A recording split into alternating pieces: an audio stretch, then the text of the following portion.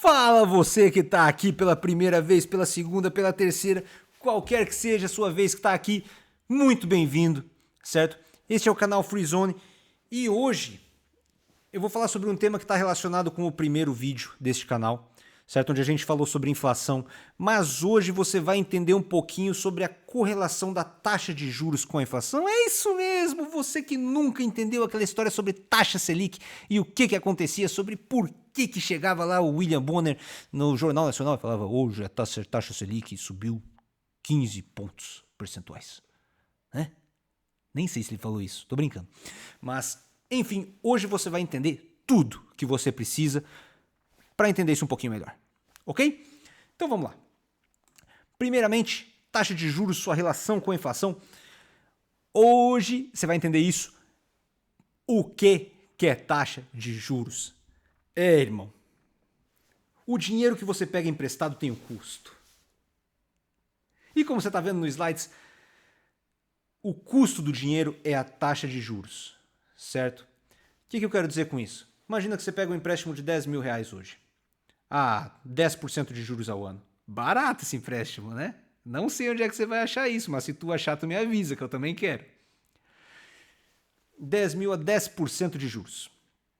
Significa que se você pagar todo o seu empréstimo ano que vem, você pagou 100 reais. Quer dizer, 100 não, 1.000. 10% de 10 mil é 1.000, né?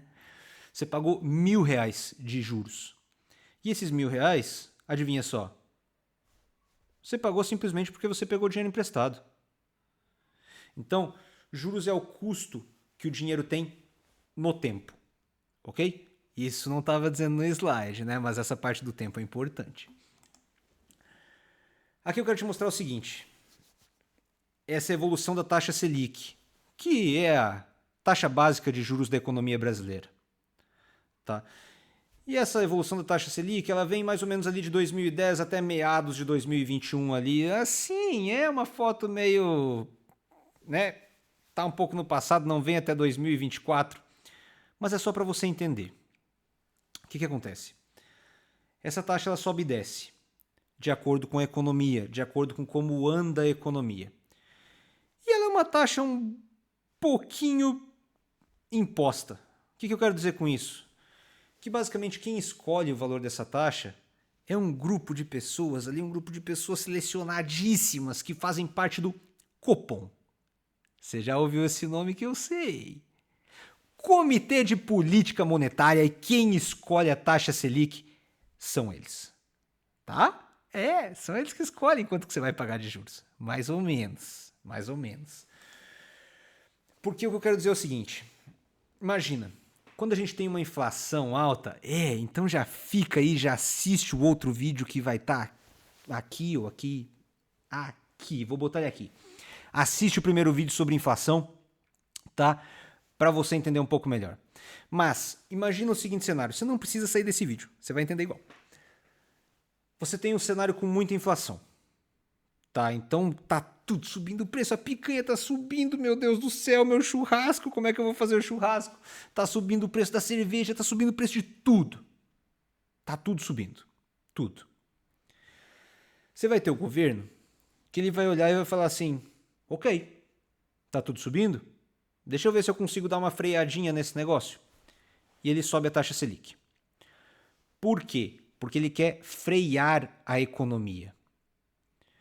E no cenário inverso, você tem o que está embaixo. Você tem uma inflação baixa, a Selic cai para acelerar a economia. Mas como que isso acontece? Imagina comigo. Imagina que você tá lá, doido para ir no mercado comprar aquela carne para fazer um churrascão. Mas de repente chega um cara para você e te fala assim,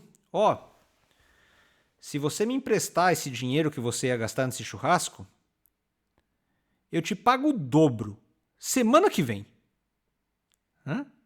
Que tal 100% de juros numa semana? Eu duvido que tu vá fazer o churrasco. Eu duvido. Tá? Porque tu vai emprestar o dinheiro pro maluco. Provavelmente é um golpista e tu nunca mais vai ver o dinheiro a 100% de juros na semana. Mas tu vai emprestar. O governo faz a mesma coisa. Ele pega o seu dinheiro, depois que você empresta, né? Mas ele aumenta a taxa de juros por quê? Porque ele vai te oferecer mais retorno pelo seu dinheiro. E fazendo isso, o que ele faz? Ele atrai o seu dinheiro para o Tesouro Direto ali, Tesouro Selic, IPCA+, tudo aquilo que você vê no Tesouro Direto. E o que ele está fazendo com isso? Ele está tirando o seu dinheiro da economia. E está pegando para ele fazer as coisas que ele faz. Mas você só está dando esse dinheiro porque a sua rentabilidade está atraente. Porque se a rentabilidade não tivesse atraente, você não estava. Você estava indo no mercado para comprar sua carninha, para fazer seu churrascão ali, coisa linda. Né? Então é assim, imagina. Você tem uma inflação muito alta, os preços estão subindo, subindo, subindo, subindo. Aí o governo sobe a taxa Selic. Quando ele sobe a taxa Selic, você ao invés de ir comprar para aumentar ainda mais os preços, você entrega seu dinheiro para o governo. Quando você faz isso, não tem mais dinheiro para comprar. Então o que acontece com a inflação? Começa a descer, porque a economia começa a abrandar. Vamos imaginar o cenário contrário? A inflação está lá embaixo, tudo baratinho, baratinho, baratinho demais, né? Aí o governo baixa a taxa Selic. Então agora já não é mais interessante eu emprestar meu dinheiro para o governo. Eu vou comprar, porque vale mais a pena eu comprar do que emprestar para o governo. Aí a gente vai lá e compra as coisas. Para quê? Para acelerar a economia, visto que ela está muito devagarzinha. Tá? Ficou claro? Consegui? Aprendeu um pouquinho? Legal. Então vamos lá. Agora a gente vai tratar sobre taxa de juros real. E o que eu quero dizer com isso? Por que isso é importante? Porque imagina, não interessa a taxa Selic por si só. Não interessa se você está pegando um CDB que te paga 400% do CDI. Não interessa. Só interessa se esses 400% do CDI vencerem a inflação. Porque você concorda comigo que se eu pegar 10 mil reais emprestados hoje e amanhã esses 10 mil reais valerem o equivalente a 15, valeu a pena. Mas vamos deixar isso um pouco mais claro. Eu peguei o dinheiro e entreguei para você. Você é o governo, tá? Se imagina como sendo o governo. Então eu peguei o dinheiro e entreguei para o governo. Ok? O governo pegou meu dinheiro esse ano e no ano que vem ele prometeu que ele ia me devolver o dobro. Tá? Mas ano que vem eu pego esse dinheiro, só que as coisas no mercado estão custando 4 vezes mais. E não o dobro. Valeu a pena fazer esse empréstimo? Me diz você. Quer deixar mais claro ainda? Vamos lá. A gente emprestou R$1.000 para o governo esse ano. E no ano que vem a gente vai receber 2.000. Mas hoje você faz a sua compra do mês com R$500. Esse moleque tá maluco. A compra do mês custa no mínimo 2.000. É só uma situação hipotética. Tá? Você faz a sua compra do mês com R$500.